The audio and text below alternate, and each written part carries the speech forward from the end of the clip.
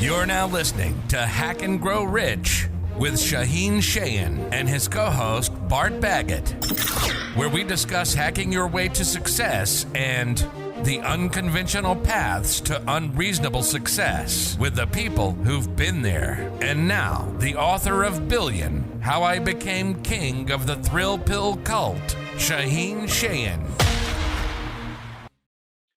Welcome, young adventurers, and on today's podcast, I have Shaahin Cheyene. During the Iranian Revolution in 1978, Shaahin's family escaped to survive and ended up finally immigrating to Los Angeles, California. And at 15 years old, Shaahin left home with nothing but the clothes on his back and created over $1 billion in revenue by inventing the legendary smart drug known as Herbal Ecstasy. This childhood experiences had major impact on his perspective of freedom, hard work, and entrepreneurship. Later, Shaahin went to invent the Digital Vaporization, a forerunner of today's vapes, and started a number of successful businesses with a couple notable figures. Today, he is the founder and CEO of Accelerate Intelligence, Inc., a major Amazon FBA seller with millions in sales, and a lead coach at Amazon Mastery, where he teaches entrepreneurs how to crush it in the Amazon platform and active YouTubers. Without any further delay, I'd like to welcome Shaahin. Hey, buddy. Thanks for coming on the podcast. Thanks for having me on, Dylan. You look so much more mature with the beard than with your thumbnail pic. It's amazing. Like, it adds 10 years to your face right there. I appreciate that. I'm going for the Leonidas look. I want to have the whole. I can't grow it on the top, but I only got it on the side. So I'm just trying to make that fuller. That's my attempt. I like it. It's a little Viking. Looks good. Appreciate it, brother. No, thanks for coming on, man. I'm excited to talk to you about this and talk about the genesis of like how you got started in the areas of herbal ecstasy or nootropics as a field. I mean, that's such an important area. I mean, it's one of the original hacking the codes, hacking the brains, hacking the system. If you had the cheat codes for games, being able to change the neural functions is a really fascinating topic. So I'd love to learn a little bit about the genesis of what got you into that space and how do you end up there? I love that. And I love that framework of cheat codes. You know, I come from the 80s, which would be like Atari, my good friend Nolan Bushnell, who invented Atari. And I remember playing with those games and always trying to figure out, like, is there a secret room, a secret door somewhere in one of those old module games? So it's a really good framework. Yeah. I started off, we came to this country, like you very appropriately said, as refugees in the late 70s. Coming from Iran, we came to the United States. And we moved, we were well-to-do in Iran. Moving to the United States, we were poor, lower middle class at best. And we somehow managed to buy a house in an area that was up and coming. And as a kid, I didn't really speak very much English. My dad worked at a cleaners and a pizza shop. We were always just trying to make ends meet. And it just so happened that the area where we had bought the house started up and coming, started becoming gentrified,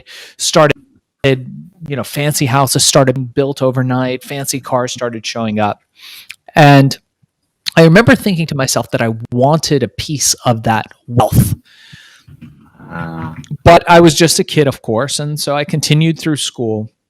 School was fairly disappointing. I realized very quickly that we were second and third class citizens, being Iranian during the Iran-Contra scandal, Reaganomics. We were at the total bottom of the totem pole, and not speaking very good English put me at an even higher disadvantage. So I managed to start a criminal enterprise in my adolescence at school. We had all the misfits. Yeah, and I write about it in my book, Billion, How I Became King of the Thrill Pill Cult, which we'll give links later to. But in my book, I share the story of how I created a group of misfits. I just recruited everybody that nobody wanted to. People called us all kinds of names, but it didn't matter to us because we were already well at the bottom. Every single one of us, there was something wrong with us. We were minorities. We were disabled. There was something wrong with every one of us. And one of the kids on my team was, you're not supposed to say midget, so I'm not going to say midget, but let's say he was a very small young man and he was very cute. Nobody expected anything from him, a little Greek kid. And he would wear very baggy clothes, and we would go to the liquor store he would walk in, we would all go look gum and stuff. He would distract the people there, or we would distract the people there. He would start stuffing new magazines, little bottles of liquor, you name it, into his overstuffed jackets. And because he was so short, he'd be able to slide under the metal detectors undetected, and we would pay for a pack of gum, but then we would have alcohol, nudie magazines, cigarettes, you name it, contraband. The problem was that while we were very good at relieving the liquor store of their inventory, we were terrible at crime. We were horrible criminals. We would constantly get busted. We were way too obvious. Nobody would expect kids like us to ever get away with anything. We would get busted even if we didn't do anything. The fact that we were doing stuff led us to detention, where, of course, our business grew even further, because what do you get in detention? Other misfits, other mutants like yourself that are involved in crime. But I had the foresight to realize that I was not good at crime. So fast forward to me being years old. Now I speak English, and I'm just trying to find my way, asking my parents, hey, I see the dude next door.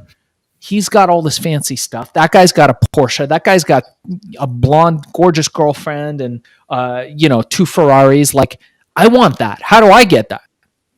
And my parents, being the classic immigrant story, told me, well, son, you have to become a doctor. Because, of course, in immigrant families, that is the pinnacle of success. Then to become a doctor is every Jewish mother's hope. It's the biggest form of guaranteed success in a mind. It's like, okay, you have absolute safety because, it's always in demand. People getting sick, people getting ill, whatever it might be is in demand. And so if you have the highest skill sets, then it's one of those things of what's the greatest chance for success with the lowest chance of with the greatest amount of safety. And that's one of the biggest things. Very rarely they say, be a wild entrepreneur, do something that no one's ever done before, go off on your own, and it's completely risky. By the way, take all of your money and throw at it and dig at it for a while. And most people fail, but we got faith in you. That's very rare because parents want you to be safe. They want you to be successful, but they don't care about your success as much as they care about your safety. And so they're trying to get you to do something that is intuitively hard, that is more of a guaranteed win. They don't want you to take that lotto ticket, but they want that win.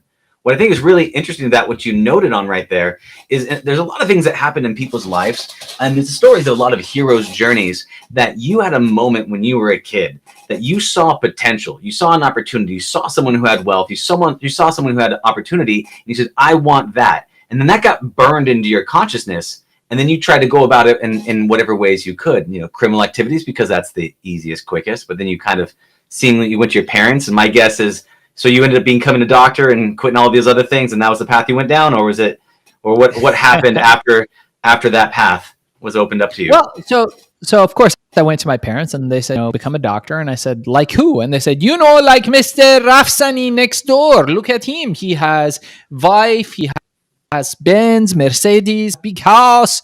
I said, all right, okay, cool. I'll sign up for that. I want all that stuff. Yeah, let's do that.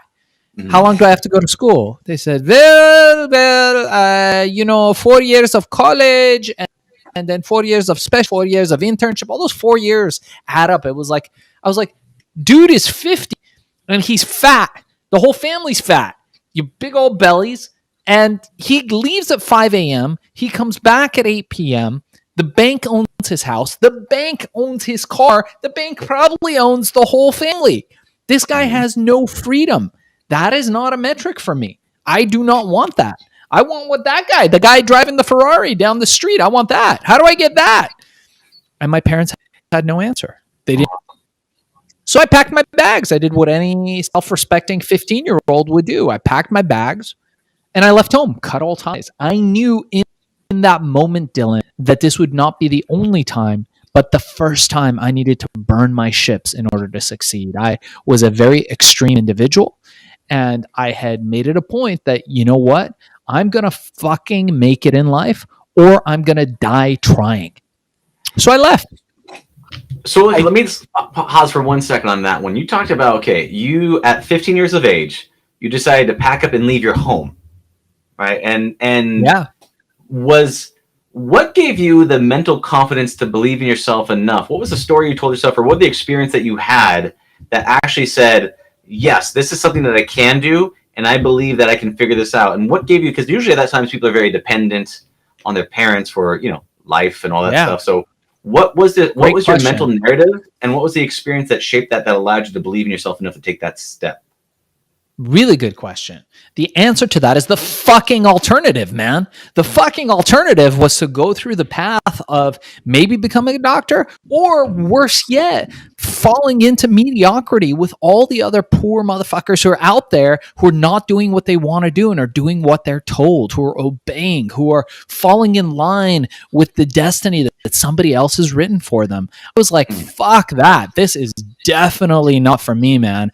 I want freedom. I want it all, and I'm fucking going to go get it. I was reading at that time all the great self-help, personal development, business books of the old times. I was reading the original Think and Grow Rich. I was reading Tony Robbins. I was reading Og Mandino, Wayne Dyer, all of that stuff. It was abnormal for a preteen to read that stuff, but those books were my friends. I got the Tao of Jeet Kune Do by Bruce Lee. I went to train at one of his colleagues, his prodigy studio when I was a kid. I went down there and I decided, hey man, I read that book and it shook my life, and I wanted to be part of that, and I was willing to do whatever it took. And similarly, when it came down to business, I was like, you know what? I don't know what I'm doing right now, but the alternative looks real fucking shitty. So I am out, and I bailed. There was no, it seems you and me having the conversation that it was a choice. In my head, there was no choice. I was ready to go. Plus, I had my ass handed to me so many freaking times growing up. Got my ass kicked so many times. Bullied so much. The 80s were a very different story, that I quickly realized that if I was going to get anything in this world, if I was going to come up and step up, I was going to have to get it for myself. That the world was not out there to help me unless I was willing to go out there and make a name for myself and get it myself. And that's what I went out to do. That's beautiful. We probably are both unique in this area, because I remember being in junior high, going to the high school, running around the track, listening to Tony Robbins on like a yellow cassette tape, the ones that didn't quite skip because they were shock proof, eating those old protein bars that were kind of bricks. You could throw them and you could eat them, or you could use them as nunchucks or weapons if you tied them together. So they had lots of, they were a multi-purpose tool. They really, really could do a lot, I relate with the listening to those types of tapes, trying to evolve yourself as you go along the path. Although I didn't leave home at 15, so I commend you on that step. At what point did you think you maybe bit off more than you chew? What I would call the first threshold guardian. When you stepped across, you moved out, you said, I'm going to do this or I'm going to die. And then you face the possibility of, whoops, maybe this was more than I could take. Did that ever happen? And if so, what was that experience like? Totally. And I love that story about cassette tapes. How old are you, Dylan? I'm 38. Okay, no way. You look like a much younger guy. Yeah, I'm pushing 46 at the time of this recording. All right, so the answer to your question is this. The first step is easy. Just got to take that first step, because some part of you says you can always go back. The first night was when I started to realize this shit is real. When you leave, now you got to plan where you're going to sleep that night. It's not, I'll figure it out tomorrow. You have to figure out in that moment where you're going to sleep and what you're going to do. That made things very real, because I had to factor in shelter. I had to factor in food. I had to factor in, just hygiene and being able to take care of myself. Fortunately, I was fairly intelligent. LA was going through a building boom at the time. And they were building all these beautiful big buildings in LA, luxury apartment buildings with hundreds of units, all empty and under construction. I learned quickly that the brokers would come to show and open. They would have these lock boxes. And the first row of apartments would usually get the most attention, and the last row would be months away. So all I would have to do is figure out the code. I'd be able to get in there, sleep at night in a luxury apartment in one of the ones, wake up before anybody came, clean up, and be gone. And that's what I did for the first little while. That was my first night out. I also had a Lincoln Continental that I had purchased. It didn't run at the time, but I was able to sleep in the trunk of that thing. I had the pages of Think and Grow Rich taped to the trunk, and I would read with a flashlight. It was kind of fun. It was like camping. It wasn't that bad. And occasionally I would fall asleep on the beach. And that was my first foray into independence. Yeah. And what happened? Did you have a game plan? So you said you came up with the idea of camping out in these luxury homes that people aren't occupying. Did you see that ahead of time before you left? You're okay, when I leave, I'm going to go do that. Or did you have to, you figured it out on the fly? You were walking down the street, you looked over, you saw these luxury homes, and you go, I'm willing to bet that they're not going to show this off. And so I just need to hang around and look for the access code when they're not paying attention. That's right. On the fly. It was all on the fly. Everything was on the fly in those days. In fact, nowadays, most things are on the fly. But yeah, it was on the fly back then. And I was very quick to move, quick to act. When you need to survive, you get creative. And that's what I did. I got very creative in those days. From there, I managed to figure out that you can get free meals at a community college. Community college usually had events all the time happening where they're serving free food and tea and coffee and pastries and stuff. So I would hang out at the community college sometimes to get some extra food if I needed to eat. I realized the hot dog stands would give you ketchup and relish, and I was vegetarian in those days, vegan, in fact, worst thing I ever did. So I would survive on basically those two things. It was fairly easy, and they had him over at the community college, so I could shower and pretty much live a more or less normal life. And I met my first mentor, at the community college. I got involved in the electronic music scene, the EDM rave scene, which was booming in the 1990s here in California, with the mentorship of this man who was mentoring me. And I started realizing that I could actually fall asleep in the clubs behind the speakers as well. It was very easy. It was warm. They would go from late at night to early morning. It was perfect. I could come in, hang out a little bit, crash behind the speakers, wake up in the morning, maybe hang out a little bit more, and then go about my day. It was actually pretty epic. And soon, very quickly, I realized that at the raves, the people who were throwing them weren't making money. The people who were playing the music, the DJs, nobody respected people who were playing other people's music. Those guys weren't getting paid. The locations weren't getting paid. These people didn't really drink very much. They were much more into the drugs. The only people that were making money were the drug dealers. The guys hanging out at the back of the club, subsidizing all the evening's events so they could sell their pills. Now, mind you, Dylan, I was at the right place at the right time. The supply of the most famous drug at that time, ecstasy, MDMA, methyldioxymethamphetamine, also known as Molly, had dried up. And they were all itching for more, but no way to get it. Most of the stuff, it was a more difficult drug to produce. Most of it was coming from overseas, places like Holland, places like the UK, where they had higher technology for production of that particular drug. And it was Reaganomics. They had stopped everything coming in. Well, I thought to myself, man, what if I went into another criminal enterprise and started selling this stuff? And then immediately I smacked my own hand and said, dude, are you crazy? Do you remember how bad you were at crime? You are the worst person on earth at crime. You should not be doing crime. So I chose to listen to that voice. And I had a little bit of a moment of a workaround. And I thought to myself, what if there was a way I could do it that didn't involve crime? And of course, I'm talking to myself again, Shane, what the fuck are you talking about? If I can make an herbal version of ecstasy that had no side effects, that gave the same euphoric effects without the downside, I would make millions. I want to do that. And of course, I never got the memo that it was impossible. I'm sure a lot of people threw that shade my way, but I just looked the other way. I managed, even in my broke assness, the maximum broke assness that I had in those days, to get myself a girlfriend. Guys don't need money to get a girlfriend, by the way. All you guys that are thinking, man, I wish I had a girlfriend. And I had less than zero money. I managed to convince her. Her dad was a superintendent at some school district. Managed to convince her when her dad left through the front door to allow in through the back door to cook up prototypes in her kitchen and to try it on all the mischievous adolescents frequenting her neighborhood. And it started there. how did you know?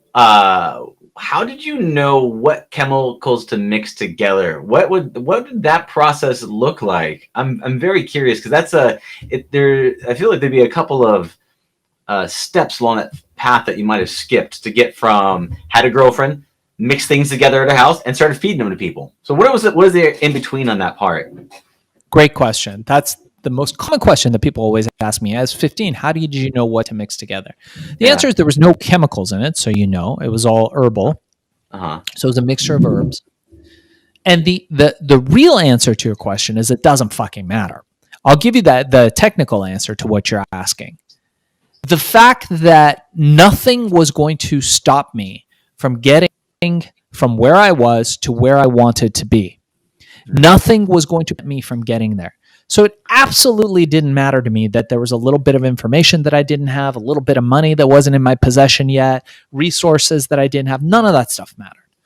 What I did was I went to the library. I started picking up books. I started reading. I picked up this thing that we had back in those days called the Yellow Pages, which was like this mega massive book that they printed that had all kinds of phone numbers and stuff in it. And you could call anybody up and people would list their numbers back in those days. Could call people and they would actually answer. And sure, some people told me to fuck off, but some people didn't. You only need one. And I had all kinds of people that said, sure, kid, we'll help you. Why not? We'll help you. That's so funny. Got a list of herbs. I went down to Chinatown. I convinced the guy to front me some herbs. He'd never done that before, but he was like, sure. They smell it on you. They see it in your eyes. These guys knew that I was hungry. They knew that I wasn't going to say no. He knew that if he said no to me, I'd go to the guy next door. If that didn't work, I'd go to the guy next door. There was no shortage of doors for me to knock on. Somebody would eventually give me what I wanted because they would see in my eyes the authenticity of my mission. And that's what I did. And the mission that they could tell was around you want to succeed and be successful no matter what. Was that the mission? No, I was going to make a fucking dent in the universe. I was going to change an industry. I was going to disrupt the way things were going on. The flow of drugs into the clubs, the use of ecstasy, the way we use drugs. All that stuff had never been disrupted. And later on, we can talk about it. The government was coming after me. They didn't know what to do because I didn't fit in any of their molds. What was the motivation behind creating the mission? Fucking necessity, man. It was the fact that I was driven. It was all that stuff that we talked about in the beginning part of this call was the fact that I wanted to achieve. I wanted to put a dent in the fucking universe, as Walter Isaacson says about Steve Jobs in his amazing biography about Steve Jobs, but also was the fact that I wasn't fucking going back. I had burned my ships, willing to sleep in the back of that car in those abandoned apartment buildings that sometimes didn't have power, sometimes didn't have water, at the community college behind the speakers. It didn't matter how long it took. I was willing to do whatever it took to reach the level that I wanted to reach. What did you pull on? Like, so there's probably moments where generally people might have, we'll say social concerns. What will people think of me? Or you have fears of like, may I not survive? Or one of those things that, did you ever, cause it seems like there's a lot of certainty in your communications, like in what you were going on, your mission, the driven, gonna figure it out. I'm gonna knock on this door. I'm gonna open this thing. I'm going this way, no matter what. It didn't seem like there's a lot of second guessing inside your narrative. Was there moments that you had second guessing, or was it just absolute? You had an absolute certainty. And if it was absolute certainty the entire time, how did you keep that alive? Because one of the challenges with people that are on missions like that, they get distracted, they get depressed, they get setbacks. There's things that slow their roll. What about you allowed you to keep that certainty? And were there any moments that you did have a gap from having uncertainty, saying, I do not know if I can actually complete this? The answer is the same as the first question, is the alternative. I had burnt my ships. They say the most dangerous man is the one with nothing to lose. I'm a big fan of UFC. I don't know if you watch UFC, but I'm a huge fan of UFC. And when you watch it, you look at these guys. If you look at their history, the ones that have nothing to lose are the most dangerous ones. You look at some of our great fighters now, some of the shiny, fancy ones. I won't mention any names, but they get comfortable. They get cushy. They get set in their ways and they've got a lot to lose and sponsorships and millions of dollars. And then they end up losing the fights. They end up losing the fights because they lose the hunger. Mm. You know, in Thailand, it's a very interesting story. In Thailand, what they do, are you familiar with Thai boxing at all? Have you ever seen Thai kickboxing? I've seen it. I have not participated in it. Sure. One of the great martial arts alive today. Very, very ruthless, lethal martial art. Amazing. And in Thailand, what they do is they have these prisoners that are in prison for life, on death row, for all kinds of issues. And what they will do is they will give them an opportunity to train Thai boxing. If they against somebody who comes from another country, somebody who comes from their own country but is a pro fighter, they get a pardon, released. How often do you think these criminals, alleged criminals, people that are in jail will lose these fights? Not very often. Yeah. It reminds me of the scene from Rocky Balboa, and I appreciate you explaining the yellow pages for people that don't know what the yellow pages are. It's fun for you to do that. You got to do some young splaining on these shows, my friend. I know, man. I know. You know, some people nowadays, see, when we make a phone call, Chester, we do this. But kids do this. They make a flat hand versus the kind of the shaka hand. It's a different motion because this is their phone. The shaka hand is our phone. It's just fun to watch those gaps. But what you're talking about in terms of the hunger is the same thing when like Rocky Balboa, lost his hunger and then he took him back and he said, this is the eye of the tiger. You can see the hunger that people still have because they're still going. I think one of the best places ever to be is in second place, because when you get to first place, you tend to slow things down. But if you keep in second place and you feel like someone's right behind you and someone's in front of you, you have that momentum to keep you going and keep that hunger alive, that eye of the tiger. So, I mean, a lot of that makes sense. And so have you felt that wane as you've gone from like pit to peak along the journey, or have you been able to consistently keep that alive and strong? You mean now in present day? I mean present day. You've gone through this, and you're talking about the journey that you didn't want to lose this. You said you had no choice, but then when people generally make it to plateaus, they're like, oh, I can take it easy, everything's okay. I'm now going to coast. Or are you able to maintain that hunger as you age throughout the years and be able to find new ways to keep that hunger alive? Yeah, it's a great question. You have to redirect that energy somewhere. So life, when we watch movies or stories, you usually watch, like you said, the hero's journey. You watch that arc that goes up and then it comes down, and then there's some redemption at the end, and you have all those parts to it. Real life isn't necessarily like that. That is the format of storytelling, but the format of real life could be a variation of those. There could be periods in one's life where you actually take time to relax and recoup and regroup and go about your next thing. In fact, most entrepreneurs that I know have periods of super high productivity, followed by a lull, followed by a liquidity event or some type of event where the company is sold, and then followed by a period of rest and regrouping. Or in some cases, they just keep going. They have multiple verticals going and they just keep going. The point of the matter is that you have to have something that drives you. And that isn't necessarily the thing that you do for money. For me, it's my family. I have a beautiful boy, a gorgeous wife, and we like to travel the world. And they are my motivation for everything that I do. I'm a family man through and through. My whole thing is family first, family values. That's what I'm all about. And that's what drives me. A better life for my kid. I want to create a sphere for him. I want to create a better environment, better that we live in. And so what I do, I focus on that. Like even now, where I teach people how to start Amazon businesses and grow them, I have from walks of life getting involved in that. And it feels good to me because I can inspire and other people to do what I've done, and at the same time watch that grow and flower into having each of them making their own little impact, their own little dent in the world, which is very exciting for me. Well, that's powerful, and you touched on a really good point. Is being able to shift your focuses to continually get the same output by getting different sources of energy. Sometimes it's inspiration, sometimes it's towards pleasure, sometimes it's away from pain. So all of that makes a lot of sense. So as you go along the path, you got to find a new source of energy to kind of keep you on the grind. And then you said you've been able to coach people and guide people on how to be able to do it for their own life and their own business, bringing that back to the ecstasy world, the herbal ecstasy world, and marketing.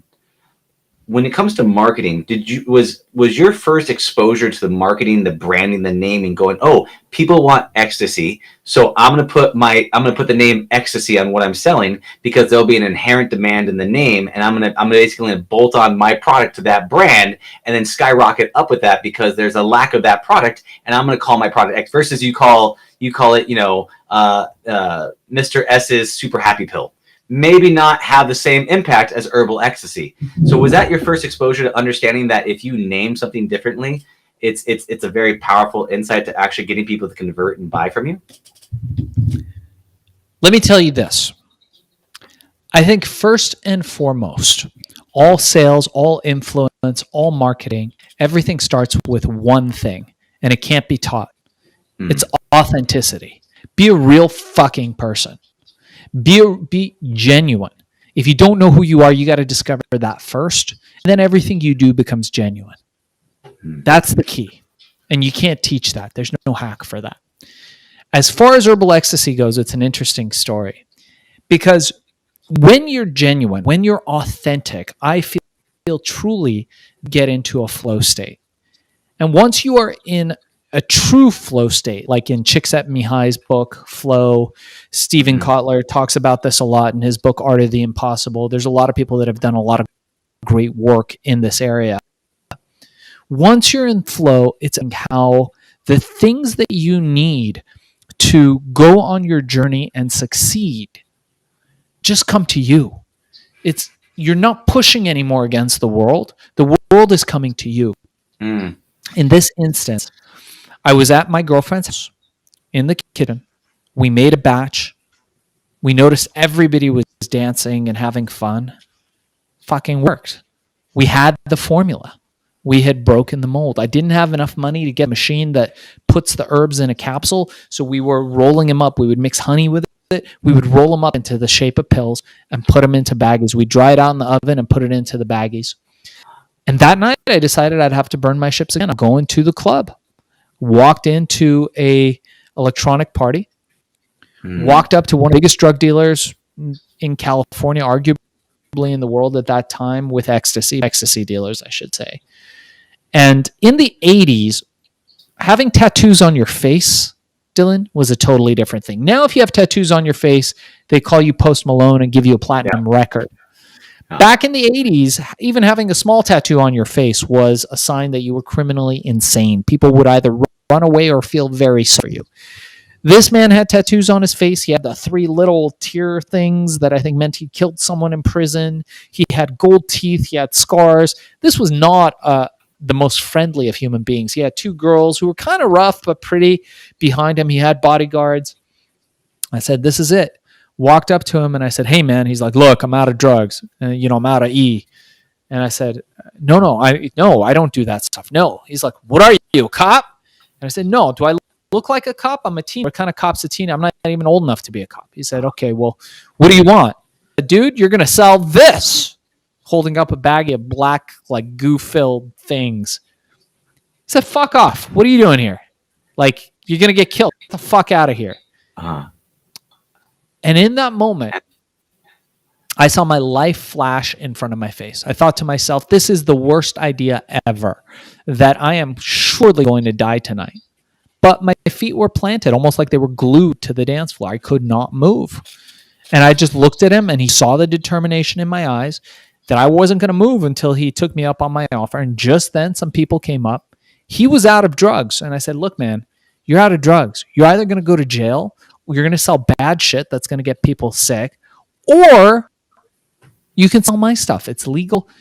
It works. He's like, does this shit work? I said, yeah, absolutely. And so I came back. The longest 2 hours of my life, I came back, and he had sold it all. He had sold the entire backpack that I had filled previously with the pills. And he motioned for me to come forward. And I looked at him, and it was just a moment. He was sizing me up, looking at me, sweat pouring sweat bullets all off me. And he goes, kid, how soon can you get me more? That was it. It was on. And in that moment, he looks at me and he goes, by the way, what do you call this shit? And I said, Herbal Ecstasy. And that was it. It was right place, right time, synchronicity in the flow. It went from one guy to 1,000 guys to 10,000 guys. I spent a lot of time with a briefcase, a duffel bag, a pager, all filled with pills or cash. And I would go around selling my pills. So your network of distributors were drug dealers at the gate? That was your network? Wow. It was an unrealized distribution network that nobody else had tapped into for anything but drugs. And I now utilized to sell my pills. I turned them all into my employees. A lot of them became legitimized from that. A lot of them went from being mid-range drug dealers inside clubs to having territories, distributorships. A lot of them opened up shops where they were selling our product. We had thousands of ecstasy stores all over the world. And a lot of them picked territories, Miami, Phoenix, Los Angeles, all over the country. We had the ecstasy stores, and we were selling our product close to about 30,000 stores. Mind you, I am still in my teens, late teens, early 20s, and we are employing over 200 people. Everybody in Venice Beach, anybody who could fog up a mirror was working for me. I walk into my office, Dylan, and it wouldn't be unusual for me to fall asleep in the seat of one of my exotic cars. I had a collection of exotic cars, fall asleep on the factory floor, fall asleep at my office. I would be going on 1 or 2 hours of sleep. We were making the stuff for 25 cents, and I had multiple manufacturing facilities all over the world, and we were selling it for $20. As quickly as we could get it in, we were selling it. We were in Urban Outfitters, Warehouse Records, GNC, which is General Nutrition Center. We were selling in 7-Eleven. Anywhere you went, all the clubs. We went on tour with the Beastie Boys at Lollapalooza. We were selling everywhere. And I walk into my office, and the secretary is pale-faced. And she looks at me and says, Shaahin, I don't know how to tell you this, but we've broken $1 billion in revenue. Sam Donaldson is in a limo outside with Nightline. Montel Williams wants you to fly out to his show tomorrow. London Observer, Details Magazine, 2 Newsweek covers, Newsweek International, People Magazine, all of them want you on. And I had a panic in that moment where I thought, holy fuck, I have no idea how much $1 billion is. I literally did not know how much money $1 billion was. That was my level of sophistication at that time. And it led to a wild ride that I write about in my book, Billion, How I Became King of the Pill Cult. There was a certain point where the mob got involved and they wanted to take over my business. I flew to Japan on a private plane to meet one of the leaders of the Yakuza, the Japanese mafia, and things started to get pretty crazy. Wow. That's incredible. And it's one of the things that in terms of the hero's journeys model, you talk about 1,000 unseen hands that guide you on the journey. And by being on the path, doorways open up that are not unseen, that you can't plan for, that no one else will see, but you're there because you're there, right place, right time. Those doors will open up for you, and which will bring you into a whole different reality, which is really powerful stuff. But the the sheer balls you have to go in front of a drug dealer and tell him to sell your stuff is pretty impressive along that path. And again, it was just one of those things that your mental model was, I have no choice. I have to do this. I'm going to burn the bridge behind me. I'm going to do this no matter what. And through sheer determination and force of will and opportunity and luck that does open up, you're able to step into this and see a whole new reality. Was there any, like, so on this up and up and up trajectory, was there a downslope at all? Did it ever get too crazy, or was it just was it a ride to the top and then exit out and then start something new? It was always too crazy, man. The government started coming up after us. We got sued by everybody in that you could imagine or not imagine, people you knew, people you didn't know. When they see a teenage kid remember, we made $1 billion, over $1 billion in revenue, pre-internet, pre-Facebook, pre-social media, pre-cell phones, pre-fucking smartphones, pre-all this shit. And I was a teenager. I had no college education. I didn't have a high school education. I did not go to high school. I did not understand how the world of business worked beyond 2 feet in front of my hands, or there were many times where I would go to the library and get a book to try to figure out something that was going on in my business. All I'm picturing is the kid from Home Alone that just ends up in Hollywood and doesn't quite He's like ordering, just maxing out the card, just trying to just enjoying the life. Extra large pizza. Donald Trump walks past you down the aisle. Things like that going on. What's the most ridiculous thing you spent money on during those teen years? What is the thing that was absolutely silly? Yeah, that I spent money on. Well, we had the boats and the plane, and we had the boats, the plane, the cars. Did you get the Mike Tyson tiger? Did you like ride around with it to have a tiger with like a gold chain or something? Or is there anything about that where you're like, okay, this is going too far? That would be super fun. There was a period of time where I was looking at buying an island, which got pretty crazy, trying to figure out who owns the island. Because, islands are usually claimed or belong to one country or another, but some of them are in between. So there were some interesting options. I was planning on buying an island and turning it into this like crazy party island, which was interesting. I had an idea back in the early 90s for a Bitcoin-like currency, which was published in the London Observer. They mentioned it. I was going to call it ecstasy dollars. Well before Bitcoin, by the way, which was pretty interesting. I liked cars, exotic cars. I had purchased a Mercedes-Benz Gullwing, which was fantastic. Ferraris. I was a collector of Porsches. I bought one of the first Acura NSXs that came out, beautiful cars. There was a lot of spending like that. I had bought houses. Oh, this is crazy. How about this? I bought a church once in LA.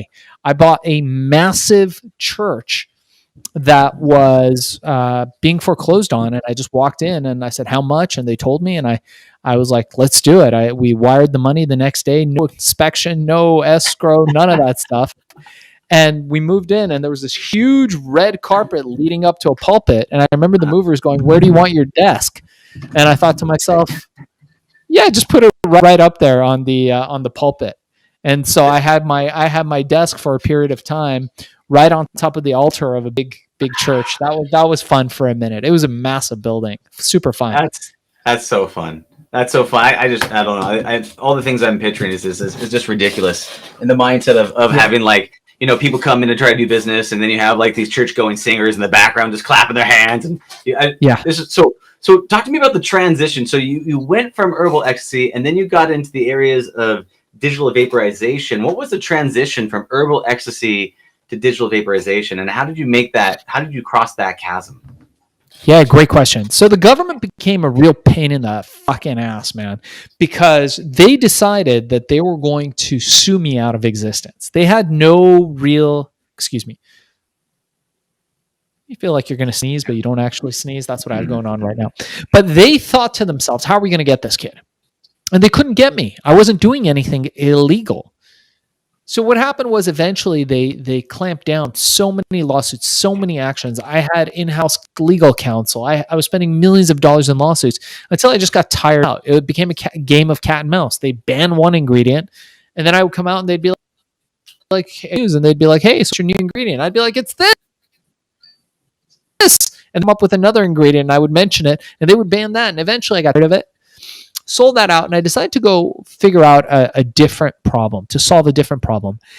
And this was the humans have been burning plants since the dawn of time to get the active elements of those plants, the nicotine, the cannabinoids, which the THC, all the active elements in the plants that we want to enjoy and benefit from. But as a byproduct, because we were burning them, we were getting smoke, tar, and carbon monoxide, the three of the most common carcinogenic elements found in smoking. I thought to myself that we need to change the paradigm. What if there was a way, once again, to disrupt this industry? What if there was a way where you could get those benefits, the cannabinoids, the THC, the nicotine, a ton of herbs that you could enjoy without burning it? Turns out, if you heat a plant to the point where it releases its activants, for example, with cannabis, THC, but not to the point where you burn it, you could enjoy all that stuff. Well, was anybody doing it? Nobody was doing it.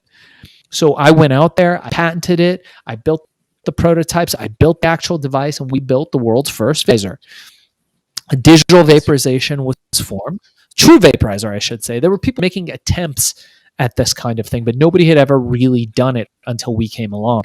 I patented it. I got some of the world's best scientists to help me refine, the best engineers to me refine and perfect the technology. And the first device that we had was the size of a ketchup bottle, but it was portable, it was wireless, and it was a true vaporizer. It had digital controls in it, so you could heat your plant matter up just to the point where it gives you all the good stuff, but not to the point where you get the smoke, tar, carbon monoxide. Turns out that around 300, 400 degrees, you can get all the THC, you can get all the nicotine, but you're not burning it. When you burn something, you heat it up to 1200 and you get all that nasty stuff. Plus, your plant material goes a lot longer, you need a lot less, and the effects are a lot cleaner. It turns out that a lot of the effects with smoking that people get, where they get a headache, forgetfulness, they get all that stuff, could be from the fact that they're smoking it. So we solved, actually, we got it down to the size of a cigar, and then to the size of a smaller cigar, and then size of like a cigarette kind of thing, a little bit bigger than that. Then that company went public. I exited that company and moved on to becoming, getting back into the nootropic space. Had my kid, got married, and decided, hey man, I need to improve my mental performance. So I built this nootropic pill after, the movie Limitless, called Accelerol. And there's another one called Focus Plus. We still sell them on Amazon for anybody who's interested. But I didn't have a place to sell these things. They were expensive at the time. They were like $100 a bottle. Now, it's a lot less. You can get on Amazon for like 30 or 40 bucks, something like that. But back in those days, it was 120 bucks for a bottle of this stuff. And I couldn't figure out like if I was going to sell it by subscription or what the business model was for it. And now remember that back in the days in the 2000s where Jeff Bezos was not the richest man in the world. He would respond to emails. You could email Jeff at Amazon.com and he'd respond to you. You could possibly get him on the end of the phone. Amazon had opened up their platform, as we heard through the grapevine, to third-party sellers to sell on the Amazon platform. And I thought to myself, this is a cool opportunity. Let me try to sell on here.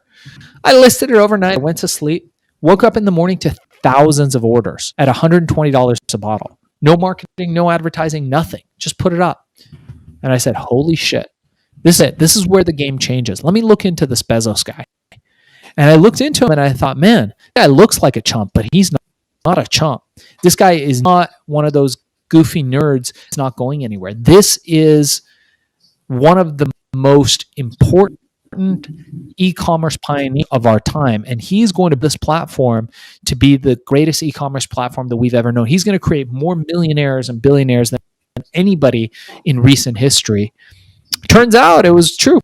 And so I've spent the last 10, 11 years mastering the Amazon platform, and in the last couple of years I've opened up all the stuff that I've learned to other people like me and you, average people, to get in and create these Amazon businesses where we teach them how to find products, we teach them how to select products, we teach them how to tell the story on Amazon to create these predictable revenue streams so they don't have to make the biggest mistake that most starting entrepreneurs make, which is selling your fucking hours for money. It is the worst crime you can do to yourself. You may have to do some of it to get to where you're going, and I respect that. That's okay. But you need to have your mind on the prize. When I was coming up, never for a second, and I had tons of shitty jobs, I never thought to myself that ultimately I'm going to be selling my hours for time. And that's what I try to encourage people to do.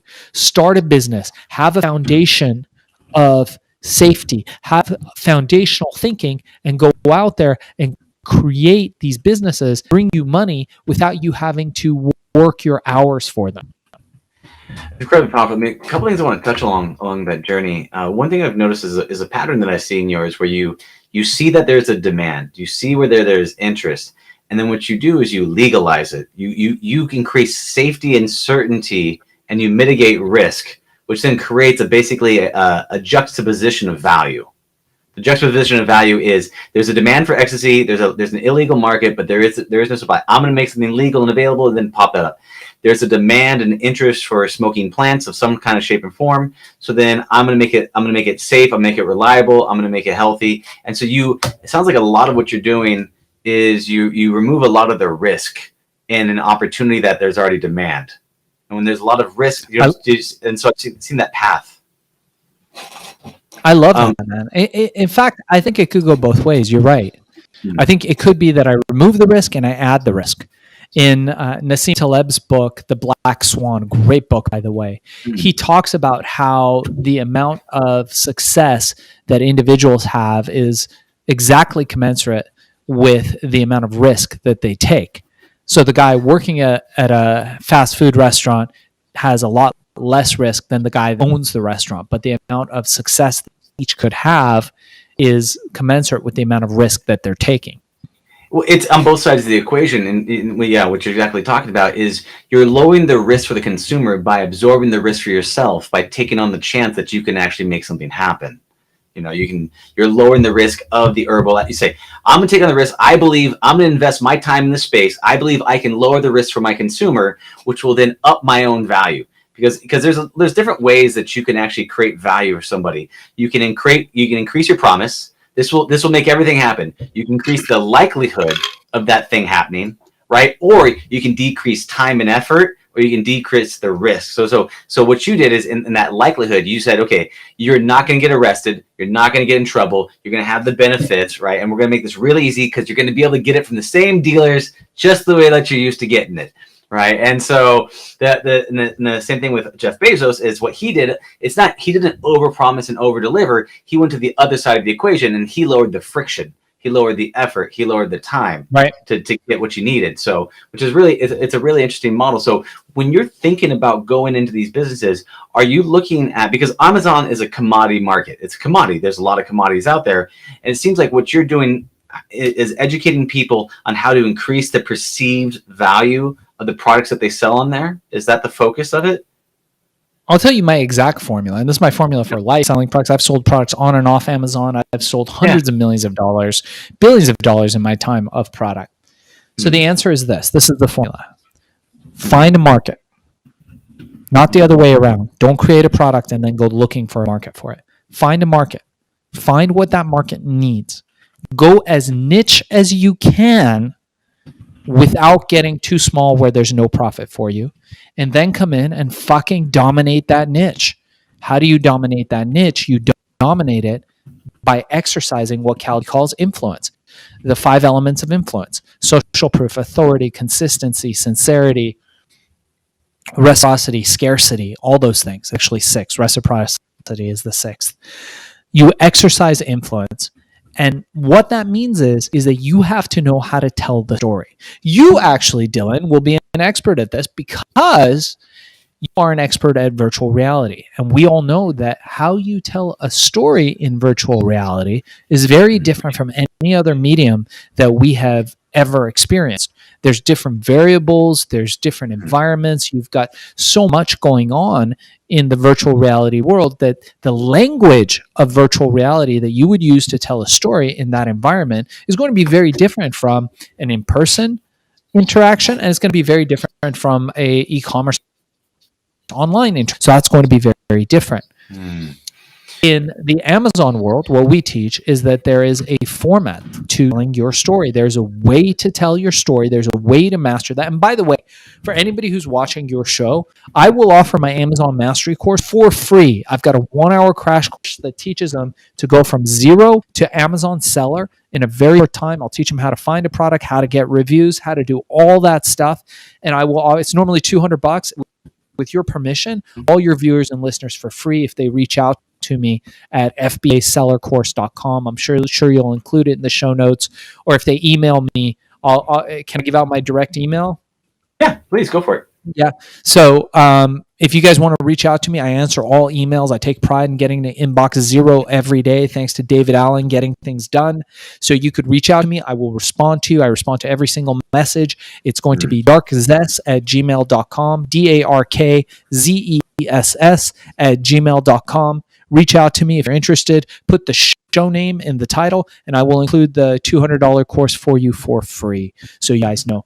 But at the end of the day, it's about, like you said, how do you get the cheat codes? What are the cheat codes? The cheat codes are tell a better fucking story. There are so many products on Amazon. I'll tell you, I'm a big fan of Microsoft laptops. I know it's an unpopular viewpoint, but I really fucking love the Surface Books. They're like aluminum. They're just built really fucking well. They rarely break, touch, all that stuff.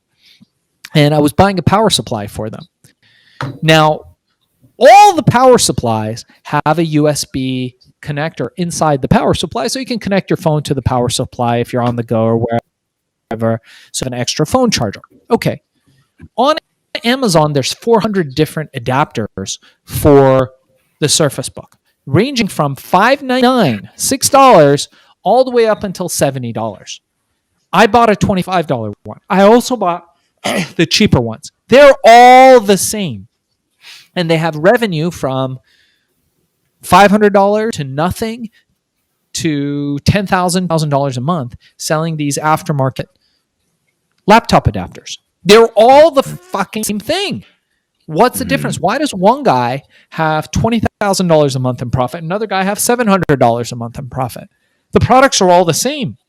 The difference is the one guy shows you that it has the USB adapter, and he points an arrow to it. It's got a little fast USB charging 3.4 amp thing on there, and he's telling that story. That's the only difference.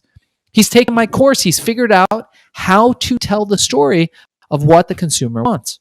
And that's it. That's the only difference. He didn't sell a better product. He didn't sell it for cheaper. That guy's selling it for more, but he can get 2 or 3 times the amount of money by telling the story in a way that's palatable for the consumer. And like you're saying, alleviating those points of friction. Because my point of friction is, dude, I want to buy a fucking laptop thing. I got to fly out to Vegas tomorrow. I'm doing a big podcast. I don't have time to fucking test these things and see if it's got a USB. I just need it the way it fucking is supposed to be. And this guy realizes that he tells that story. He's got me as a customer. Chances are there's more like me. That's incredibly powerful what you're talking about there, because a lot of times, I mean, just because something is inherently valuable doesn't mean it's perceived as valuable. And, it's about can you communicate? And if you can meet a customer where they are, and what you're talking about is if you understand the language of your customer, if you understand what motivates your customer, if you understand the emotional needs, what they want, and you can actually meet them in their mind and tell a story to meet them there, then their ability to understand and then desire product just magnifies outwards. But if you're not using their language, if you're not painting their concerns, if you do not actually give them enough reasons that go, you get me, because if you can actually paint the pain in the customer's mind and show them the path out of that, and actually say, I get you better than you do, they will then open up their hearts, their minds, and wallets, because he gets me. He gets this pain. He gets where I'm at. He understands what this is. He understands that this little port is the fast charging port because this is what I want, because I need to make it to I need to charge this thing up because I got this thing due, because I've got to get to a podcast, and this is what's really important to me. Right, so that's a really powerful thing, that being able to create perceived value through storytelling and then matching the needs of the customer to the actual product that you have. That's a really powerful lesson that you have there in creating the storytelling models. Is there with the lessons of creating storytelling models, is there a process you go? Because you talked about, here's my formula, and I appreciate you offering that to the course, and we can put that inside the show notes as well. But you talked about finding the market, finding the niche, the needs of the market. How do you find the needs of the market? What does that look like for you? Like, how do you fully understand that these are the actual needs versus what you think are the needs, being an actual entrepreneur trying to create a product? Excellent question. So there's tools that we use. And again, in the 1 hour course, I'll share all those tools with them. But now on Amazon platform in particular, there's tools we could use to spy sales. If you're selling on Amazon, I know exactly what you're selling. I know where you're selling it. I know who you're selling it to. There's ways for us to gather that kind of information. Obviously, you can glean the reviews to kind of figure out what kind of people are there. But there's third-party software, and we have our own proprietary softwares that show us what the sales are. And from there, we start reverse engineering. So we always look at the numbers. Look at, hey, what's selling dollar-wise? Another easy way to do it is to look into your shopping cart, your Amazon shopping cart, and to take a look at what products you've bought in the last few years. And this is the crazy thing, Dylan. When people start taking my course, they're like, "Oh my God, I had no idea. I've been completely manipulated to buying these other products." I'm like, yeah, that's what smart Amazon sellers do. When you see a product on page one, it's not there by mistake. It's there because savvy Amazon sellers, like my students, have figured out how to get the algorithm to move their way, how to get you. And then when you get on that listing, our goal is to get you to click the buy button as quickly as possible. And we know that that's only done if you have those elements in place. If you have your social proof, which are your reviews, if you have authority, if the product looks consistent, just consistent. Do you look like a shitty little product that's made in a cheap factory somewhere? Or are you something that's of quality? How do I know? Are your pictures nice? There's all these elements that go into building these listings and telling these stories. And if you can master that, man, sky's the limit. It's absolutely true, because you are creating a narrative in the mind of the customer, which is incredibly profound. The quality images, the storytelling, the bullet points, the understanding what the specific needs are for the product versus what the features are. Speaking more to the benefits and the emotional impact versus the actual feature sets. With that, creating this course, you've gone on quite the journey from Herbal Ecstasy to vaporization pills to getting onto Amazon with nootropics, and now teaching people along that path. Going along the circle from being an entrepreneur to being a mentor of entrepreneurs. That's kind of the hero's journey arc. What is your holy grail of being a mentor and actually teaching people about how to master Amazon? One of my students succeeds and they can quit their job and stop selling their hours. That's the ultimate. That is the pinnacle. And I had somebody just the other day call me and be like, "Shaahin, I've been doing this grind for 15 years and I can finally leave it.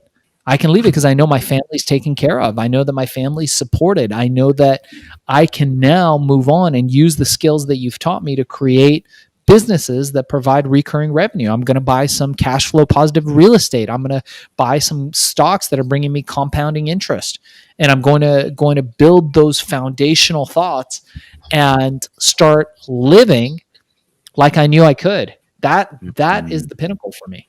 When I can create that wealth in others. It's one thing to create wealth for yourself. It's fun. You can do a lot more when you're rich than when you're poor. But it's really not as fun as when you share it with others. Having wealth and sharing that wealth, sharing that knowledge, that's the pinnacle, man. That's powerful. And one of the things what I'm hearing you say is that you are providing the freedom and the opportunity that you sought as a child, and you're sharing that with others. So, I love that. Sure. Let's go with that. Well, that's what I'm hearing you say. It was a lot along the way. You're saying, I wanted to be free. I want another path. I want another opportunity. I didn't want to sell my hours for time and money. I didn't want to do this. And then I said, what's the holy grail? Is like, I want them to quit their day job. I want them to stop selling their hours for time and money. I want to provide freedom and opportunity that I sought, but I just want to make it easier and better than I had to do it along my path. And then be that conduit of that emotion that you gave yourself as a child. Yeah, great words, man. I oftentimes, Dylan, tell people that time is the new luxury. If you got a bunch of money, but your time isn't your own, like the guy in my earlier example who's got the house and the car and everything, but he's working his fingers to the bone and he doesn't get to enjoy it, that's not really value. The real luxury is being able to do, it's freedom. And freedom is defined as being able to do what you want, when you want, with who you want, how you want. Yeah. That's very powerful, and it's actually one of the tropes of VR, is the power to be anywhere, any place, anytime, anyone. If that is the holy grail, what do you think is the dragon that is protecting the grail for you personally? Like, what do you think is the thing that you need to overcome in order to achieve that holy grail success? Well, for me, I've achieved my financial success, my family success. I'm in a pretty good place in my life, but I don't fucking sleep. I do sleep because sleep is important. I'm big into biohacking and physically being at the top of my game, especially as I get to my 40s, late 40s, I should say. But at the end of the day, I think you have to constantly stay up. And I tell this to people all the time. Competition is a dual-edged sword. And this is one of my favorite quotes. It's actually from my book, Billion, How I Became Hero Cult. When you are sleeping, your enemies are planning your demise. And I tell people, my students, to write that down and put it up on the wall. There is no participation award for second place. There is no pat on the back for trying. At the end of the day, you need to go in, you need to be aggressive, and you need to fucking win. And if you don't win, you lose. That's the way of the world. You can fail, and that's okay. I oftentimes look at entrepreneurs and I'm like, dude, you need to go out there and fucking fail. You need to try to fail. They're like, what? What do you mean? I thought we were about winning. I say, no. You need to go out there and fucking try to fail. He's, why? I'm like, because you suffer from perfection paralysis. Well, what's that? That's when you have a crisis of confidence. So what you tell yourself is that yours is going to be better than everybody else. You have to be perfect. Everybody did it this way, but you're doing it this way. It's preventing you from coming out with the MVP, your minimum viable product, and doing what my idol, Seth Godin, one of the great marketing gurus of our time, talks about is shipping. If you don't ship, if nobody gets your product or service of what you're putting out into the world, you're not fucking doing anything. You're going to be driving Uber for the rest of your fucking life. You need to ship. And if that product that you're shipping is good enough, you can get out there and ship it, man. Don't become paralyzed by perfection. And the way you solve that is you seek failure. You say, you know what? I got 10 grand. I'm ready to burn it. I'm going to go out there and I'm going to try to fail. I'm going to go out there and I'm going to try to fail. That's what I'm going to be smart about it. I'm going to use everything within my power not to fail or not to lose. But you know what? I'm going to go out there and I'm going to try till failure. And maybe I'll lose money. Maybe I'll win money. But what I won't lose is the lesson. That's powerful. And that's a really powerful mindset too, that staying hungry. When you're sleeping, your enemies are playing. The enemies could be your own inner self, honestly, because you're stopping you from getting you to where you want to go. And there's a comfort I often view as the enemy, because it wants to keep you safe, but it stops you from getting to where you want to go. And I think it's a really powerful lesson to keep you hungry and to keep you on that edge. With that being said, is there anything else you'd like to let people know about before you tell them again how they can get a hold of you? Yeah, totally, man. So we've got a podcast as well, which I want to invite you and all of your viewers and listeners to take a part of. It's called Hack and Grow Rich. We just launched not too long ago. We're up to about 65,000 subscribers. There's a lot of buzz about it. We talk about unconventional workarounds, which is what a hack is, to becoming successful, making money, and making it in there to getting the cheat codes. I really love that line. You gave me one of the best lines ever. So to getting the cheat codes to life, which is what we talk about. So make sure to like, subscribe, and download it at Hack and Grow Rich. You can get that on Stitcher, Spotify, Apple Podcasts, YouTube, wherever podcasts are found. Also, my book just dropped. The audio book just dropped today. The actual hardcover book is available on Amazon. It's called Billion, How I Became King of the Thrill Pill Cult. So please check that out if you can. I enjoyed writing it, so I hope you guys enjoy reading it. And lastly, again, for anybody that's interested in the Amazon seller course, $200, guys. I'm giving it to you guys for free. Just mention the show or mention Dylan, and we will offer that to you for free. No obligation, no expense, no credit card, nothing. Either email me at the email in the show notes, or go ahead and go to fbasellercourse.com or ShaahinCheyene.com. Reach out. Let me know you heard it on Dylan's show, and I will give you that course for free. You cannot beat that. And really, if you're looking for a side hustle, if you're looking for a main hustle, you're looking for a way to get ahead in life, there will not be more wealth created on any other channel in the next 20 years than Amazon. And now you're at the ground floor as of 2021. Perfect time to get in. So take me up on the offer. We get nothing. You get the 1-hour course. If I can inspire you to become successful, if anything that we've said on the show has inspired you, reach out and let me help you on your journey. Shaahin, it's been an absolute pleasure. Thank you so much for coming on. This was a beautiful experience. Thank you for the offer for the listeners. Very much appreciate it. And I love all the work that you do. And I look forward to purchasing one of your products on Amazon, either knowingly or unknowingly. I think it's wonderful. So thank you so much for your time. Thank you so much for your story. And have a blessed and beautiful day. I'll talk to you later, my friend. Yeah, honored to be on. Thank you, Dylan. Really appreciate it. Absolutely. Take care now. Bye. Thank you for listening to the Heroes of Reality podcast. Check out heroesofreality.com for more episodes. While you're there, you can also take the Heroes Quiz to find out what kind of hero you are. Or, if you have a great story and want to be on the podcast, tell us why your hero's journey will inspire others. Thank you for listening. See you on the other side.